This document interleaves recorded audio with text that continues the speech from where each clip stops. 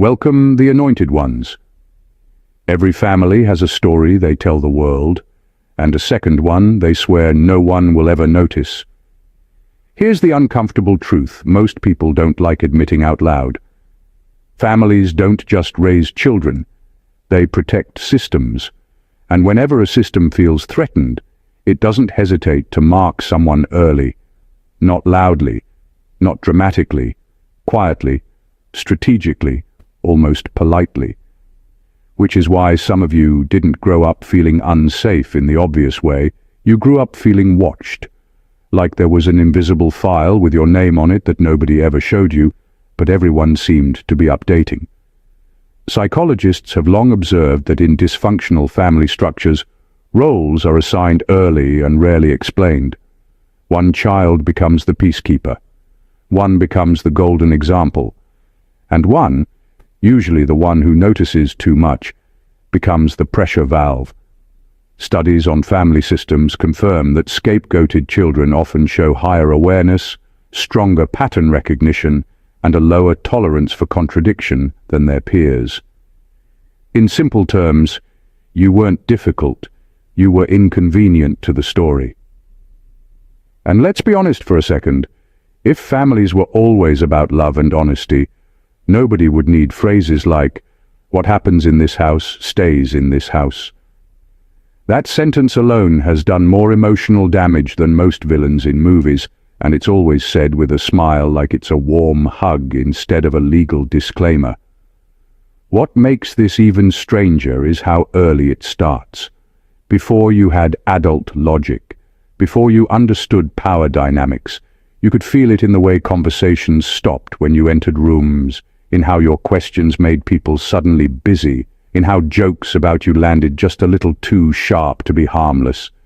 You were treated like you might expose something simply by being yourself. No flashlight required. And here's the ironic part that deserves a small laugh. The very traits that made you a problem back then, your awareness, your refusal to play pretend, your habit of noticing what doesn't add up, are the same traits people now call strong intuition or high intelligence, once they're no longer responsible for dealing with you daily. This isn't about blaming parents or rewriting history for drama. This is about finally naming a pattern that explains why your childhood felt less like growing up and more like being quietly managed. Because when a family is hiding something dark, they don't start by locking doors. They start by watching the one person most likely to notice the shadows. And if that was you, this conversation is long overdue. Number 1. You were identified early as a variable they couldn't fully control. From a very young age, something about you didn't fit neatly into the family's expectations. You weren't doing anything wrong, but you weren't behaving the way the system needed you to behave either. You reacted differently. You noticed shifts in mood, tone, and tension without anyone explaining them. While other children adapted quickly to unspoken rules, you hesitated, questioned, or quietly resisted. That hesitation alone was enough to set off alarms. Families that rely on control don't panic over loud children or rebellious teens. They panic over children who don't absorb conditioning easily. You didn't internalize roles the way you were supposed to. Praise didn't fully hook you. Fear didn't fully freeze you. Even when you complied, there was a sense that you were doing it consciously, not automatically. That made you unpredictable, and unpredictability is dangerous to any system built on appearances. So the monitoring started early. Adults paid closer attention to your reactions than your actions. They watched how much you noticed, how much you remembered, how quickly you connected dots. You were corrected faster, questioned harder, and tolerated less, not because you were worse, but because you were harder to steer without explanation. You required effort, and effort exposes intent. Over time, this turned into a quiet campaign of shaping. Small discouragements, subtle invalidation, emotional pressure dressed up as guidance. The goal wasn't to break you, but to dull the parts that didn't bend easily. If they could make you doubt your instincts early enough, they wouldn't have to deal with your independence later. What's important to understand is that this wasn't always conscious or cruel in a dramatic way. Often, it was practical. The family had a story it needed to maintain, and you were a loose thread.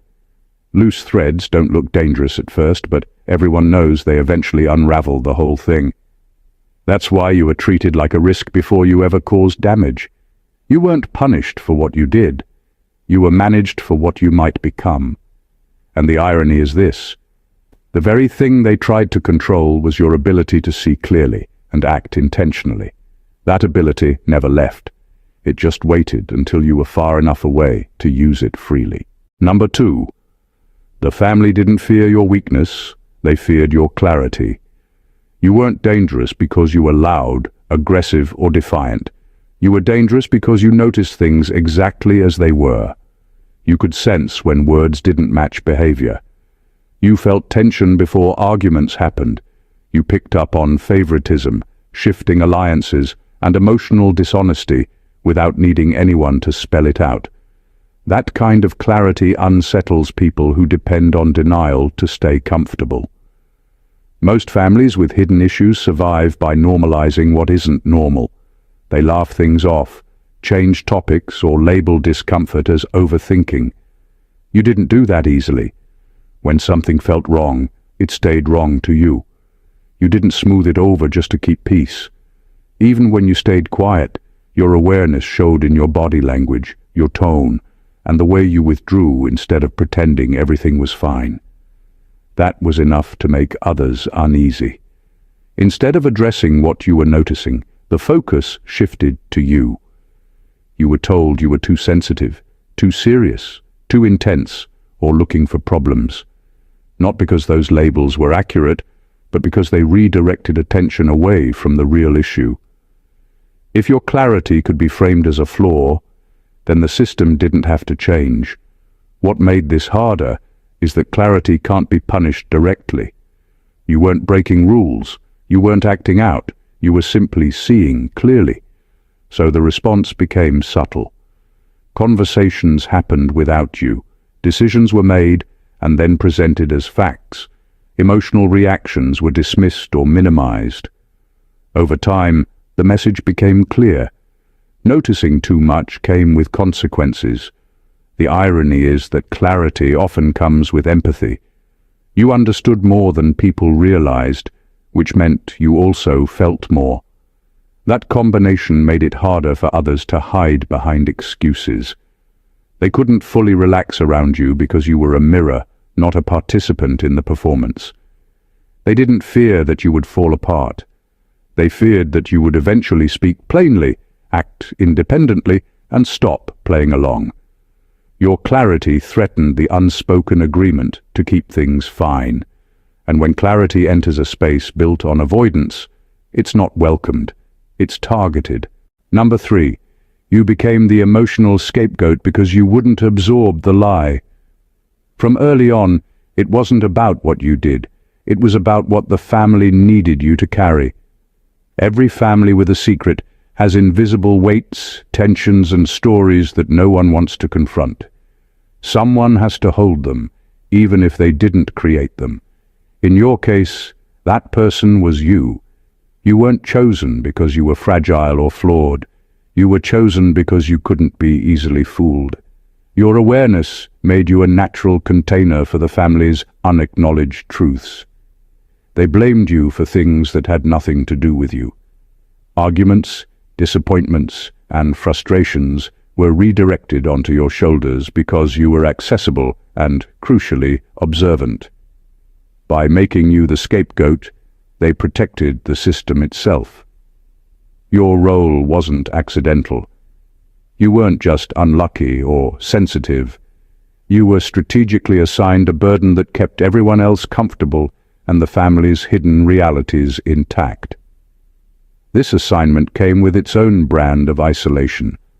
Love was conditional, praise was rare, and affection often came with strings. When the family laughed, celebrated, or defended one another, you were often left out or subtly excluded. Their message was clear. You carry the tension, don't question why. And the more you resisted, the harder they pushed. They didn't need you broken, they needed you compliant, or at least distracted enough not to expose them. Scapegoating isn't always dramatic. It's quiet, persistent, and relentless. It's in the sighs when you express discomfort, the raised eyebrows when you voice truth, the careful phrasing of praise to remind you that approval is earned, never given freely. You learned early that your emotions weren't entirely yours. They were tools the family could manipulate, redirect, or dismiss to maintain appearances. The cruel brilliance of this tactic is that it made you question yourself before anyone else could. You began to doubt your perceptions, your feelings, your instincts. But here's the truth they could never change. Your instincts were correct. You weren't carrying imaginary burdens. You were the one keeping the system from completely collapsing. And while they tried to make you the problem, you were quietly the most honest part of the entire story. Number 4. Adults spoke around you instead of to you for a reason. From the earliest moments, conversations in your family were never fully open to you, not because you weren't part of the household, but because your presence threatened the narrative they wanted to control. Adults didn't always speak to you. They spoke around you. They used coded language, half-statements, or subtle references, as if your awareness might derail their carefully maintained illusions. You weren't being ignored, you were being managed. Every pause, every redirection, every "don't worry about it" was a strategic move to keep certain truths hidden while testing how much you noticed. This pattern created a unique tension. You could feel the weight of words meant for others, notice the awkward glances exchanged, and detect the unspoken undercurrents that everyone else seemed content to ignore. You weren't passive in these moments. You were absorbing, calculating, and silently measuring the distance between what was said and what was meant. Adults around you understood that if you ever connected the dots, you wouldn't just sit quietly. You might act, question, or even disrupt the story they depended on. Over time, speaking around you became habitual, and it wasn't always malicious. Some adults genuinely thought they were protecting you from information that might be confusing, dangerous, or destabilizing. But the real purpose went deeper. By filtering information and excluding you from the full truth, they maintained control over how the family story unfolded. You learned early that knowledge could be a threat in the wrong hands, and your very presence put their secrecy at risk. The result was an unspoken tension that shaped your perception of the world. You weren't simply being left out, you were being calibrated. They were watching how you processed partial truths, observing whether you'd accept them blindly or challenge them. Your reactions became a silent barometer for how far their control could extend. In essence, adults didn't speak to you because the full truth carried power they weren't ready to relinquish. That early experience left a mark. You learned to read between lines, detect inconsistencies, and recognize that silence, or speaking around someone, often tells more than words ever could. It wasn't neglect. It was containment. And in that containment, they revealed far more about themselves than they ever intended. Number 5. Adults spoke around you instead of to you for a reason. From the very beginning, you were never fully part of the conversations that mattered. Adults didn't always speak to you directly. They circled around your awareness, choosing words carefully, pausing before answering, and sometimes acting as if you weren't even there. This wasn't accidental or a sign of forgetfulness. It was deliberate. Every word left unsaid, every conversation you were excluded from, was a measure of control. They weren't protecting you. They were protecting the story they didn't want you to unravel. When you listened closely, you felt it. The half-truths, the veiled warnings, the sudden shifts in tone when you entered a room. You noticed the glances exchanged, the subtle hesitations, the small corrections, when someone almost revealed too much. You were learning a language everyone else spoke fluently, the language of concealment. And you learned it fast. That awareness, which should have been harmless curiosity, made adults tense. Your ability to pick up on inconsistencies made them nervous because you were unpredictable.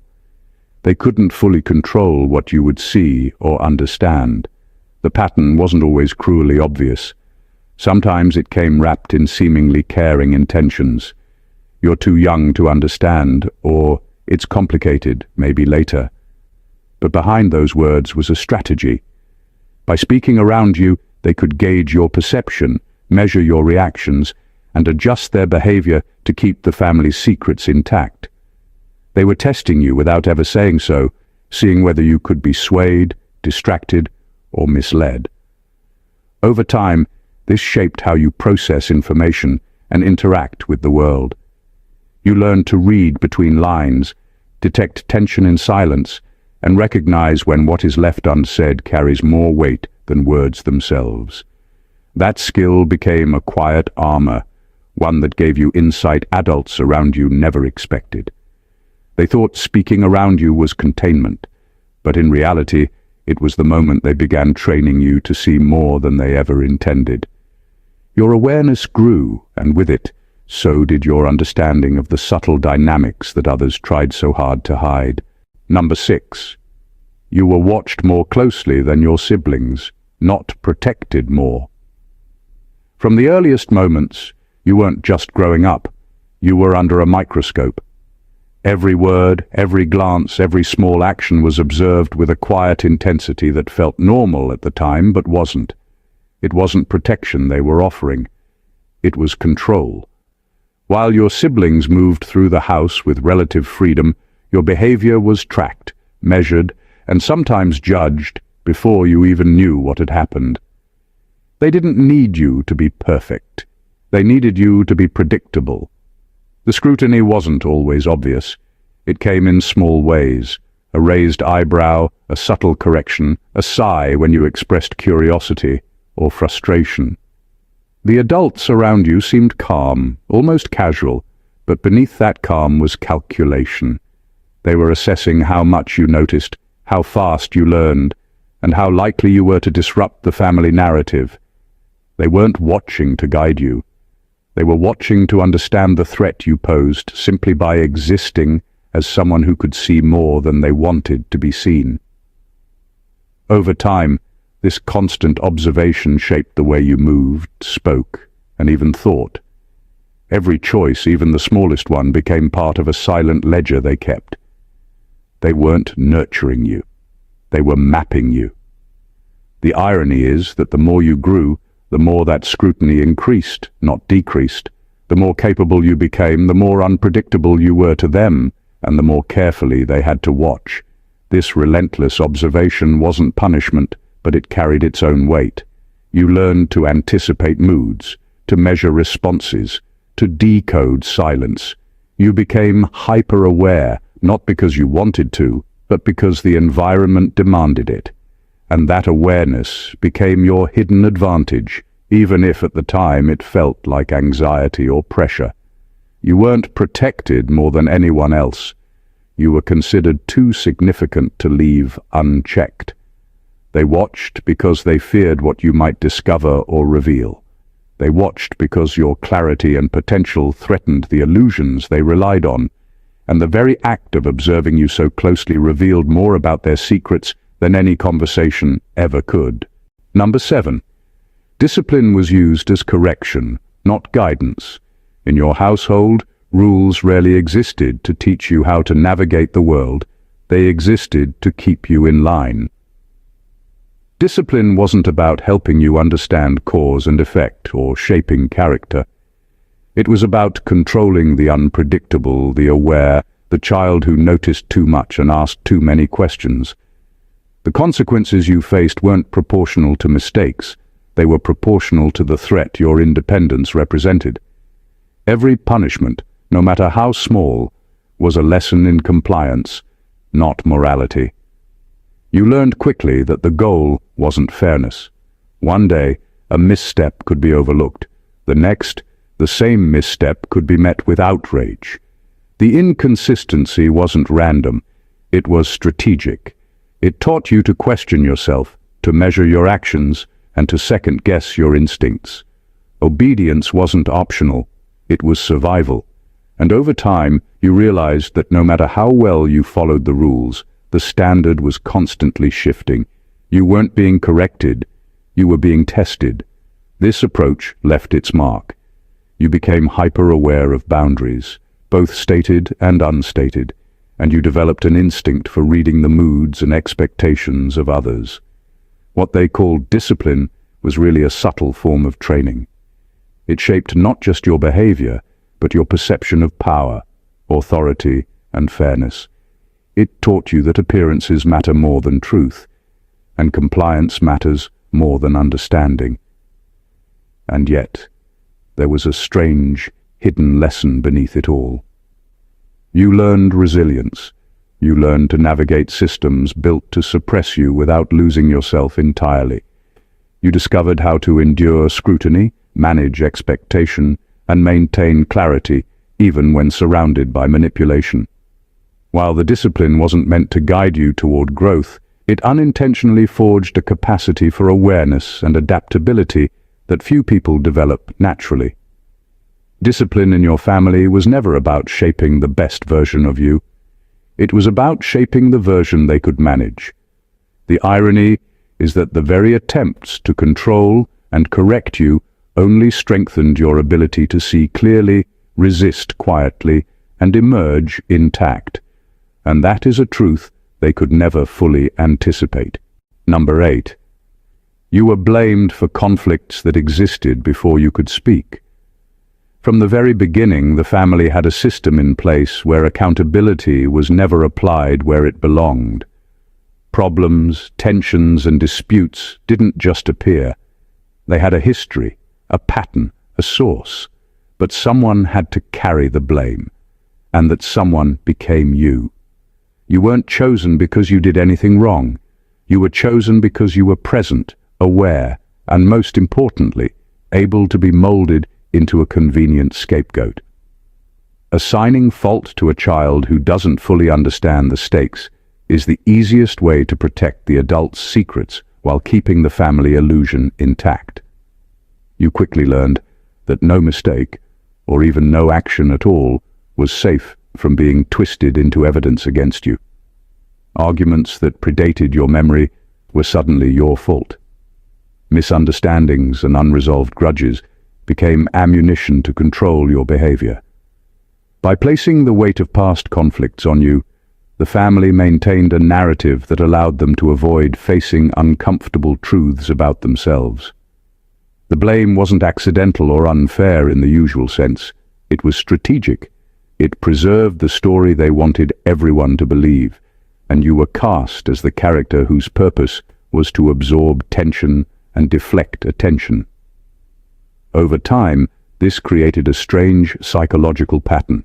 You learned to doubt your own sense of justice, to question your memories, and to feel guilt for things you couldn't possibly have caused.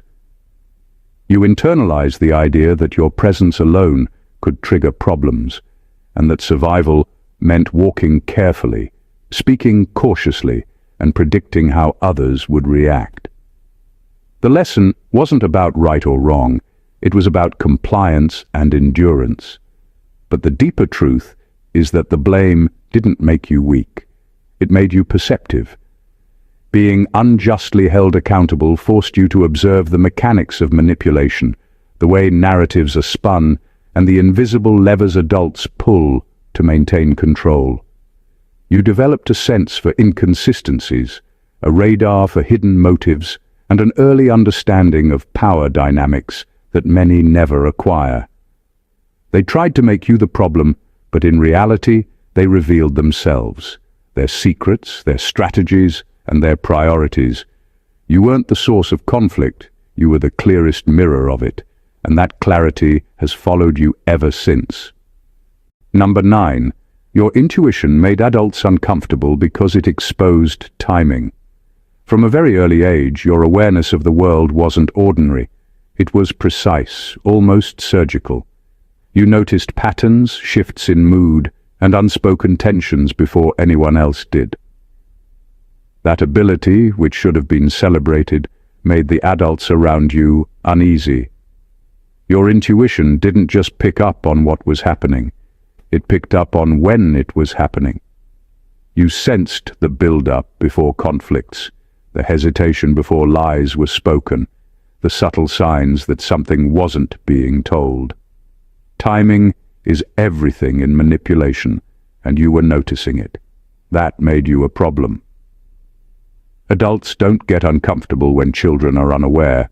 They get uncomfortable when children are aware, especially when that awareness comes early. You didn't just see events, you saw sequences.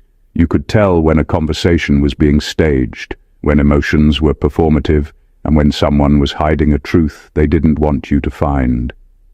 Your reactions, even subtle ones, disrupted the rhythm they had relied on to maintain control. You weren't loud or confrontational, but your presence alone introduced an element of unpredictability into their system. This made your environment subtly tense. Praise and affection were often calculated, withdrawal and correction carefully timed, all to throw you off balance and make you doubt your own perceptions. They tried to manipulate your intuition, but the harder they worked, the clearer it became that you were not easily fooled. They couldn't change the fact that your internal clock noticed when things were out of alignment. Over time, this constant attunement to timing became your hidden power. You learned to anticipate moods, detect falsehoods, and recognize patterns before they fully unfolded. While they saw it as a threat, it actually gave you an extraordinary advantage, a deeper understanding of people, motives, and systems. What made them uncomfortable became your edge. They feared that your intuition would expose what they had carefully hidden for years, and in doing so, you developed a clarity that would follow you long after their scrutiny ended. Your awareness of timing wasn't a flaw, it was your survival tool, your early warning system, and ultimately your most unrecognized strength. Number 10. Emotional support was inconsistent to keep you off balance. In your family, love and care weren't steady. They were conditional, unpredictable, and strategic. Some days you were celebrated, hugged, and praised as if everything you did was remarkable. Other days, the same actions were met with indifference, criticism, or subtle disapproval. This inconsistency wasn't accidental. It was a method. By giving emotional support sporadically, the adults around you ensured that you never fully trusted your own judgment about relationships or fairness. You learned early that stability wasn't a guarantee, and that emotional reactions could be weaponized or withdrawn at any moment. This unpredictability had a hidden purpose. It kept you uncertain, constantly testing your boundaries and subtly training you to seek approval rather than act freely. When care was extended, it felt earned, like a reward for compliance.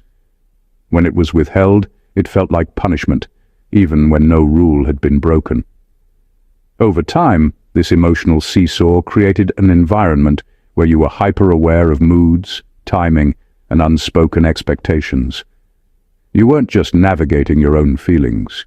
You were constantly monitoring the feelings of those around you, learning to anticipate what would trigger praise or withdrawal. The result was a finely tuned sense of observation, but also a lingering sense of instability. You became sensitive not just to what people said, but to what they didn't say, what they avoided, and the subtle signals that indicated whether affection would be given or taken away. That awareness made you highly perceptive, but it also trained you to doubt consistency in any system of care.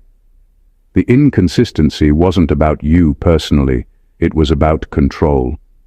By keeping your emotional landscape unstable, they maintained leverage over your reactions, decisions, and even your sense of self-worth.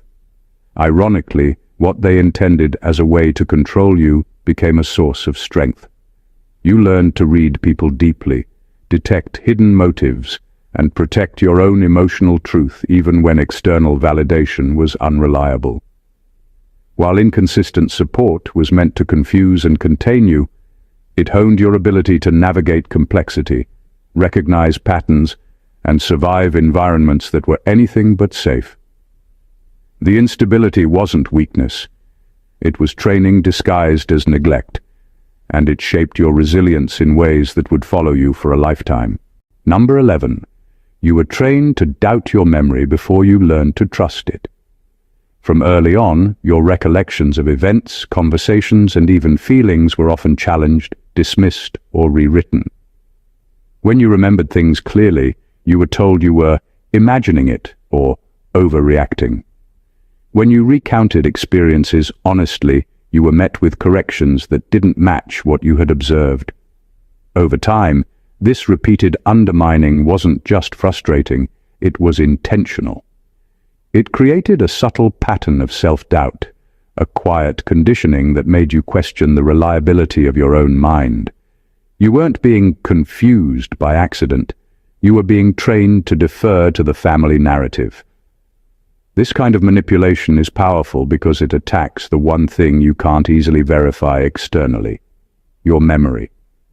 When someone repeatedly tells you that your perspective is flawed, even in small ways, it accumulates. You begin second-guessing your instincts, replaying conversations in your mind to see if you got it wrong, and hesitating before trusting what you know to be true. The family doesn't need to lie outright. They just need to introduce doubt. The more you question yourself, the more predictable and manageable you become. The consequences were far-reaching. Doubting your memory affected your confidence, your voice, and your willingness to assert truth. You learned to pause, to reevaluate, to anticipate how adults would respond before speaking. This wasn't weakness, it was survival. The constant recalibration sharpened your awareness. You became skilled at noticing discrepancies, reading between the lines, and detecting the subtle ways reality was being bent around you. What they intended as control inadvertently built a mental radar that few people develop naturally. And the irony is striking. The very effort to make you uncertain didn't erase your clarity. It refined it. By the time you could step back and observe patterns as an adult, you could see the full system in operation.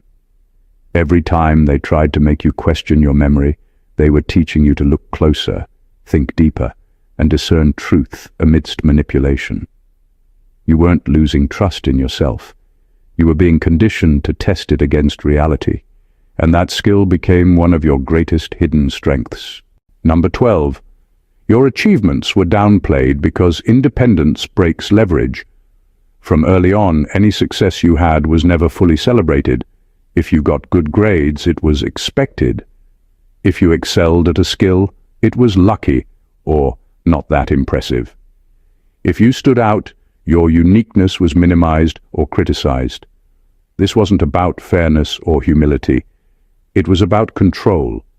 Your family system relied on keeping you contained, and independence threatened that containment. The moment you proved capable of thinking, acting, or succeeding on your own terms, the leverage they had over you began to slip.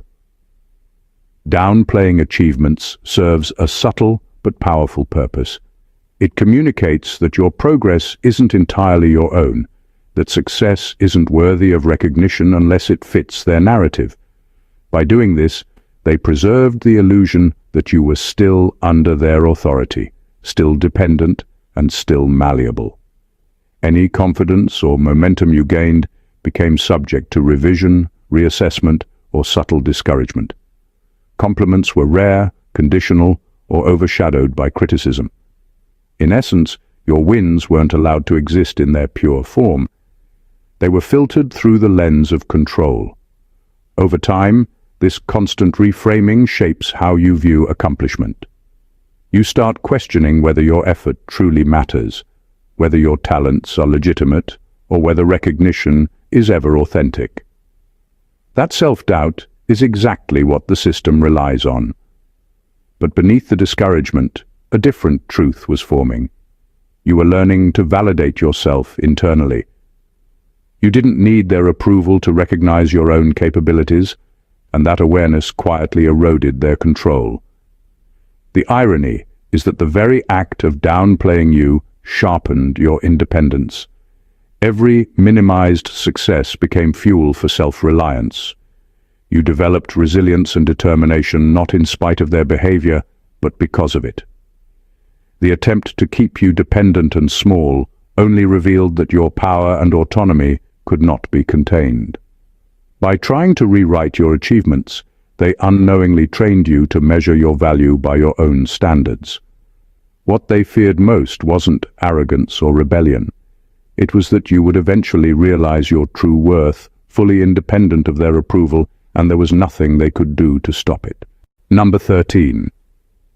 You were discouraged from speaking outside the family for a reason. From early on, there was an invisible boundary drawn around you. Conversations with friends, teachers, or even distant relatives were subtly, and sometimes overtly, limited. The message was clear: what happens in this house stays in this house. It wasn't about protection from the outside world. It was about protecting the family's narrative.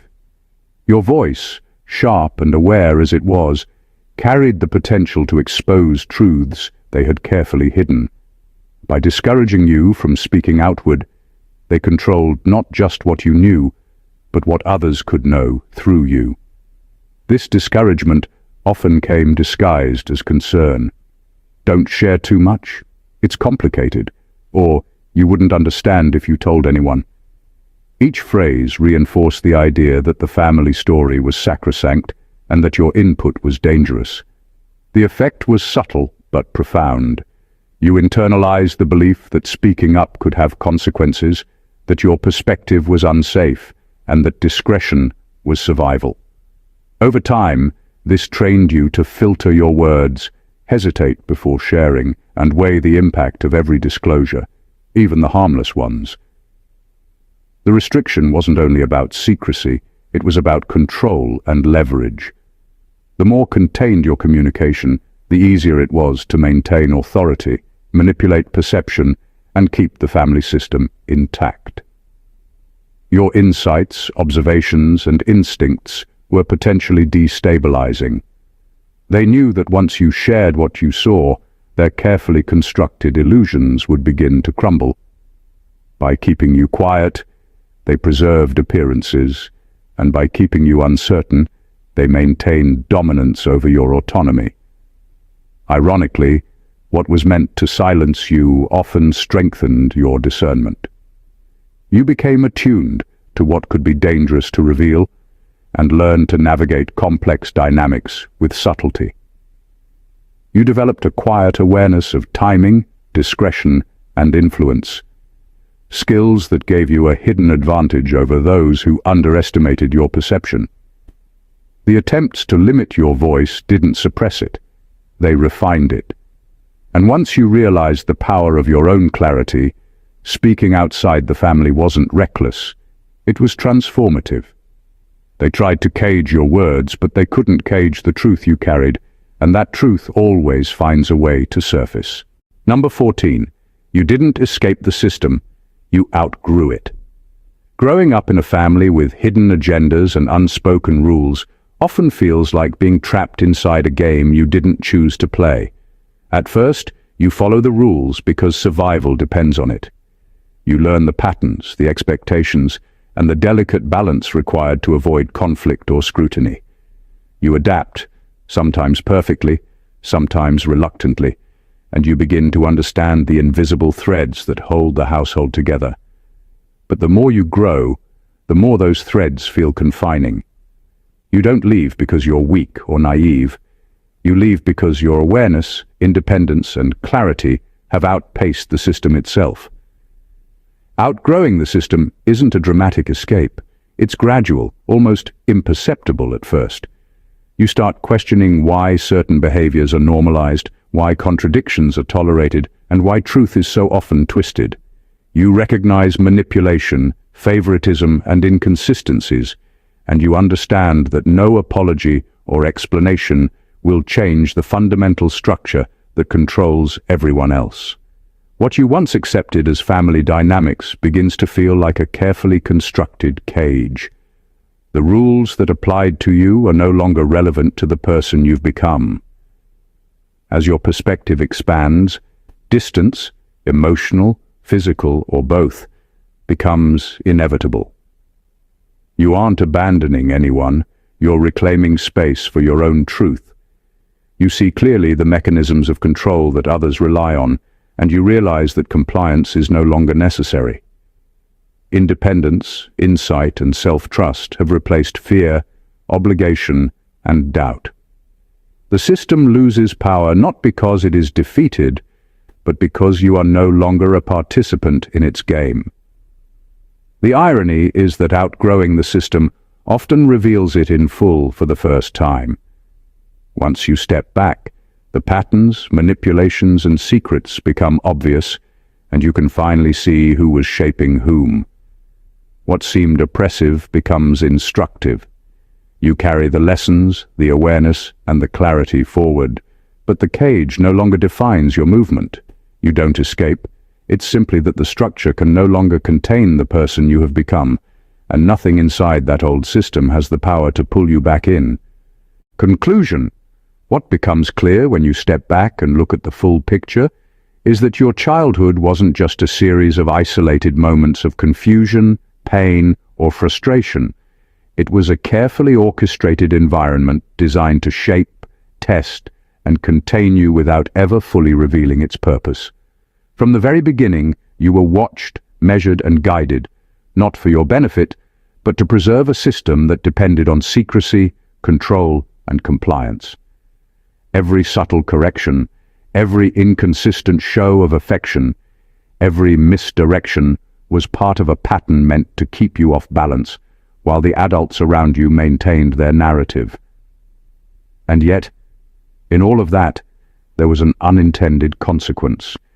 You emerged with clarity, intuition, and resilience that few ever develop. You weren't weak, you weren't flawed, you weren't the problem. You were the anomaly the system couldn't contain, the child who noticed too much, felt too deeply, and understood too early. The same traits that made you a target were the traits that ensured your survival, your growth, and eventually, your freedom. You learned to read between the lines, detect patterns, question authority, and trust your instincts when others tried to make you doubt yourself. You didn't escape the system by chance. You outgrew it. You weren't silenced. You simply became someone who could see beyond the walls that were built to contain you. Now, as an adult, the lessons you carry are invaluable. The experiences that once felt isolating and unfair are the foundation for the clarity, strength, and independence that define you today. Every moment of scrutiny, doubt, and manipulation honed a perception and resilience that no one can take away. You understand power, control, and truth in a way that those who tried to suppress you never could. The awareness you hold is your legacy, and the insight you've gained is not just survival. It's mastery over the system that once sought to define you. If this resonated with you, and you're ready to continue uncovering the truths hidden in plain sight, make sure you subscribe to the channel for more deep, revealing insights. Like this video if it opened your eyes, comment below with your thoughts or experiences, and share it with someone who needs to see the reality of these hidden patterns. Every click, every comment, and every share helps spread the knowledge and empowers more people to see clearly, just as you have.